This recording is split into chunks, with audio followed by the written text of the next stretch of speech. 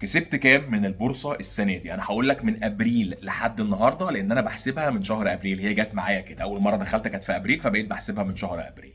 الاول عايز افكرك ان احنا غيرنا رقم الواتساب، ودايما باذن ربنا هتلاقي رقم الواتساب في الصفحه الرئيسيه في القناه، مش هتلاقيه مكتوب على الفيديوهات تاني. عندنا برامج تعليميه، سواء حضرتك جاي من تحت الصفر وعايز تتعلم بورصه، او بقالك 20 سنه بس نتائجك وحشه او مش عارف تعمل ايه.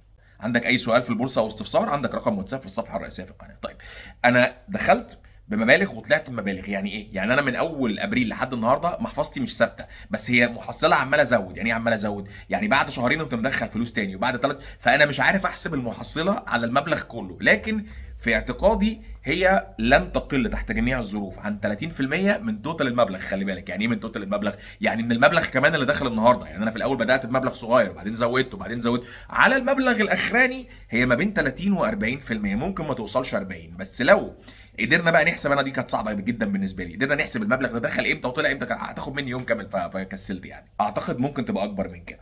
شاري كام سهم؟ اعتقد شاري حوالي 12 سهم، بس دول برضو اللي انا شايلهم دلوقتي. في اسهم اشتريتها وفي اسهم بعتها في الطريق. اللي معايا النهارده 12 سهم، منهم اربعه او خمسه طالعين فوق ال 40%، يعني 40% بلس. بصوا يا جماعه، البورصه ما اقدرش اضمن لك منها نتائج معينه. البورصه فيها متغيرات، البورصه كل سنه ممكن رقم مختلف. مش معنى ان انا عملت كده السنه دي وانت مثلا اتعلمت مني ان انت هتعمل كده كل سنه. لكن هي الفكره ان طبعا انت فاهم دي ارزاق، والموضوع فيه متغيرات وبيختلف من يعني حسب ظروف كتيره جدا. لكن انا بقول لك اللي حصل معايا السنه دي، بحكي لك قصتي على الحقيقه. يعني حوالي اربع اسهم تانيين 20% بلس، يعني هو عمل 20% او 19، تمام، بحسبه ب 20. يعني سهم واحد خسران فيه 5%، ومش خسران يعني خسران، انا ما بخسرش الحمد لله. سهم واحد خسران فيه، بس لسه مستني هيرد ان شاء الله ال 5%. كعاده اي سهم بشتريه بينزل بيا الاول وبعد كده بيرد، وانا متوقع له ان هو هيطلع طلعه كويسه باذن ربنا. يعني الحاله الوحيده اللي ببيع بيها سهم في خساره بيكون الحمد لله طبعا فضل من ربنا. دايما المحفظه اصلا كلها كسبانه، فمش فارقه معايا سهم عامل ايه. فممكن سهم معين احس طب ما ده بطيء، طب ما ده مش عاجبني نتائجه، طب ما الشركه مش تمام،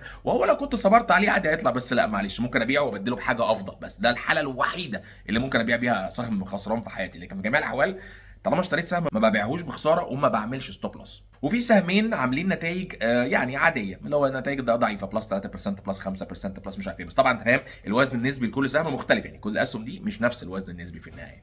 طيب انا بكلمك على البورصه الامريكيه، وعندنا خدمه توصيات للبورصه الامريكيه. لو حضرتك مهتم ابعت لنا على الواتساب اللي في الصفحه الرئيسيه في القناه عشان تعرف اكتر عن السيرفيس دي، وعشان تفهم الدنيا ماشيه ازاي. بصوا يا جماعه، الموضوع مش فهلوه. انا ما بداتش اكسب في البورصه الحمد لله كويس غير لما اتمرمطت في الاول. الموضوع كان عباره عن تعليم قاسي. يعني ايه تعليم قاسي؟ يعني تعليم بخسائر فادحه، بخسائر حتى فادحه بالنسبه لي، مش مهم يكون رقم كبير بس بالنسبه لي رقم كبير. خساره رهيبه، ضغط نفسي، جالي سنه كامله او سنتين عندي اكتئاب، 2005 و2006 لو انا فاكر صح. ديبريسد، عارف يعني ايه شخص مكتئب؟ بسبب ان انا خسران مبلغ كبير جدا، بسبب ان انا دي فلوس كنت هجيب بيها حاجات ولسه ببدا حياتي.